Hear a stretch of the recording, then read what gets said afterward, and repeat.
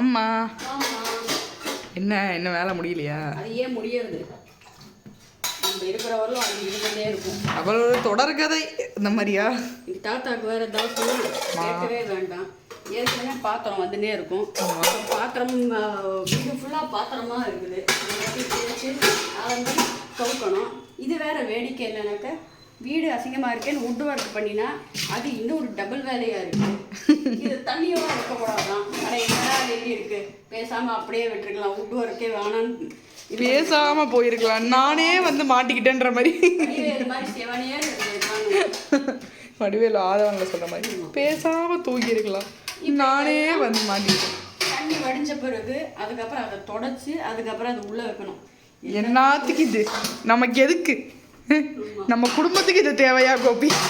ஒழுங்கா அது பாட்டுக்கு இருந்தது. உட்வர்க்கு பண்றேன்னு பண்ணிட்டு இப்போ வந்து உரலுக்குள்ள தானே தலையை பண்ணிருக்கணும். வேலியில போறோம் நான் எடுத்து வேட்டிக்குள்ள விட்ட கடையாயிடுச்சு.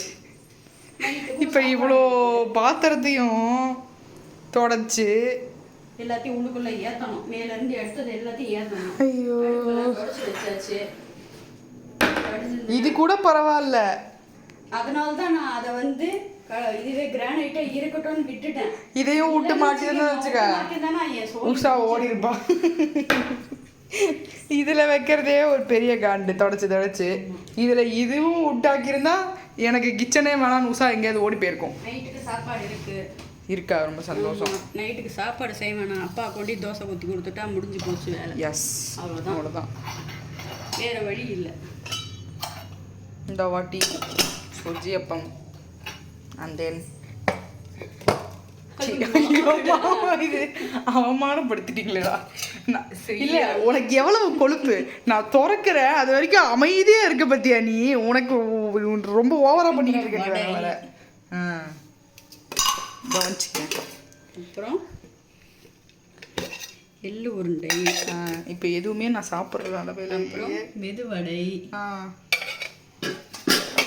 அப்புறம் தேன்குழல். ரொம்ப சந்தோஷம். நாளைக்கு போய் நான் பல்லாக்கிட்ட பார்த்துட்டு வந்ததுக்கப்புறம் சாப்பிட்டுக்கிறேன். பல்ல பிடிங்கின பிறகு சாப்பிடலாம். இல்லை, அவரே பிடிங்க வேணான்னு சொன்னாலும் நீ பிடுங்கி தள்ளிருங்கன்ற போலியே. ஏன் என் பல்ல பிடுங்கிறதுல நீ ரொம்ப ஆர்வமாக இருக்க?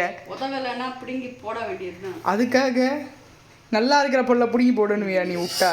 சாத்திமதி இருக்கு, சுண்டக்காய் குழம்பு இருக்கு, அப்புறம் வந்து சாதமும் இருக்கு, பிரண்டை துவையல் இருக்கு, எல்லாம் இருக்கு. மாங்காய் பச்சடி இருக்கு, காய் கொஞ்சம் இருக்கு. எனக்கு பல்லு வலி இருக்கு. முடிஞ்சிருச்சு, அவ்வளோதான். இது எல்லாத்தையும் திரும்ப இன்னொரு ரவுண்டு சாப்பிட்டா என் பல்லு காலி ஆயிரும். இன்னும் ரெண்டு சாப்பிட்டா வயர் காலி ஆயிரும்.